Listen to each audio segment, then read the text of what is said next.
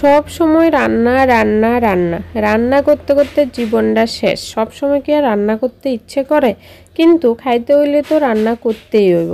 তো তবুও যদি মাঝে মধ্যে ধরো তরকারি রান্না করতে ইচ্ছে না করে, বিশেষ করে রাত্রেবেলা, তো আমি কি করি এটাই আজকের ভিডিওতে তোমরা লগে আমি শেয়ার করুম।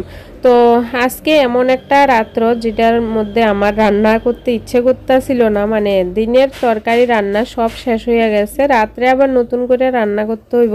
তো রাত্রে তরকারি রান্না করাটা আমার পক্ষে বিশাল একটা চাপের ব্যাপার। তো এরম যে সময় ইচ্ছা করে না, সব সময় তো আর পারি না, রান্না তো করতেই হয়, কিন্তু এরপরও মাঝে মধ্যে যদি সুযোগ পাই তো আমি এই কাজটা করি। তো কি কাজ করি দেখো, শেয়ার করতেছি। ইয়ানে দেখতেছো একটা প্লেটের মধ্যে অনেক কিছু কাটটা রাখছি। তো এটা তো কিন্তু কম ঝামেলা না, তরকারি রান্নার মতো এটার মধ্যেও ঝামেলা আছে, এরপরও একটা মানে ভাল লাগে আর কি, ইউনিক একটা কিছু কইরা খাইলাম তো মনটাও ভাল লাগে। তো এখানে অনেক রকম সবজি টবজি সব তো তোমরা দেখাইছি কি কি সবজি নিছি। তো সবজিটি কাটটা টাটটা ধুয়ে টুয়ে রাখলাম, এদিকে 2-3 পিস মাছ ভাজা রাখলাম। তো এবার ইডি দিয়ে কি করুম দেখো, এনে কড়াইতে মাছ ভাজার যে তেলটা আছে এই তেলটার মধ্যে আমি রান্নাটা করুম। তো এই তেলটার মধ্যে প্রথমে আমি দারচিনি আর কয়েকটা এলাচ আর কি ফাটাইয়া দিয়ে দিছি, তারপরে একটা তেজপাতা দিলাম। এবার তেলের মধ্যে ভালো করে এটিকে একটু নাড়াচাড়া করলাম, তারপরে এই তেলের মধ্যে যে সবজিটি কাটতে রাখছিলাম এটি দিয়ে দিছি। মানে তোমরার ঘরে যেরকম সবজি থাকে ওই সবজি দিয়েই করতে পারো। তো আমার কাছে মানে দেখো পেঁয়াজ, তারপরে শিমলা মরিচ আর মটর, বিনস, টমেটো ইডি আসলো আর কি। তো টমেটোটা আমি প্রথমে দিছি না, নাইলে তো বেশি নরম হয়ে যাইব। তো আগে যে সবজিটি একটু শক্ত ওই সবজিটি দিছি, দিয়ে একটু লবণ আর হলুদ দিয়ে এটির একটু ভাজ্জালুমো, যে মানে যাতে সিদ্ধ হয় এরকম একটা পরিমাণে ভাজুম। এই দেখো এটি কিন্তু ভাজা হয়ে গেছে। আর এবার এটার মধ্যে আমি টমেটোটা দিয়ে দিছি। টমেটোটা দেওয়ার সঙ্গে সঙ্গে যেই মাছটা ভাজছিলাম মাছটার কাটা ছাড়াইয়া লইছি মাঝখান দিয়া, তো কাটা ছাড়াইয়া মাছটা দিয়ে দিছি। তারপরে দিয়ে দিলাম একটু বিরিয়ানি মশলা।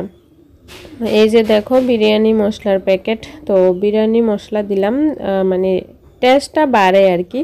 তো তোমরার কাছে যদি বিরিয়ানি মশলা না থাকে অন্য যে কোনো মশলা দিতে পারো, বা ধরো জিরা ধনিয়ার গুঁড়া দিয়েও করতে পারো। তো টেস্টটা একটু আলাদা আলাদা হইব আর কি, বিরিয়ানি মশলা দিলে একটু বিরিয়ানি বিরিয়ানি টেস্ট লাগবো। তারপরে এবার যে রান্না করা ভাত, তো ভাতটা দিয়ে দিলাম। এবার এটারে ভালো করে মিক্স করলাম, মানে মিক্স করতে করতে এবার ধরো এটার মধ্যে একটু লবণ দিলাম। সবজির মধ্যে তো একটু লবণ দিছি, কিন্তু ভাতের মধ্যে তো লবণ নাই, তো লবণটা একটু কম হইতে পারে, এর লাগে একটু লবণ দিলাম। তারপরে একটু মিশাইয়া তারপরে দিতেছি ঘি।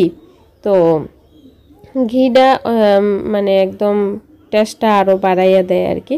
তো বিরিয়ানির মশলা আর ঘি দুইটা পড়লে পুরাপুরি বিরিয়ানি বিরিয়ানি একটা ভাব লাগে, কিন্তু চিকেন ছাড়া এটা হইছে ফিশ বিরিয়ানি। যদি এটার নাম দেওয়া যায় তাইলে এটা ফিশ বিরিয়ানি কোন যায় আর কি। তো এই দেখো সব কিছু ভালোভাবে মিশাইয়া বানাইলেছি এই ফিশ বিরিয়ানি, বা আমরা যদি একদমই খাস বাংলায় বলতে কইতে চাই আর কি, তাইলে কিন্তু এটারে ভাত ভাজাও কন যায়। তো এদিকে সনো আর সনোর বাবা খাইতে বসে, তো তারা কইতেছে যে ভালোই হয়েছে, খাইতে টেস্টি হয়েছে। তারপরে আমার লাগিয়ে নিতে আইসি, নিতে আইয়া তোমরা কই যে একটু দেখাই খাইয়া কেমন হয়েছে।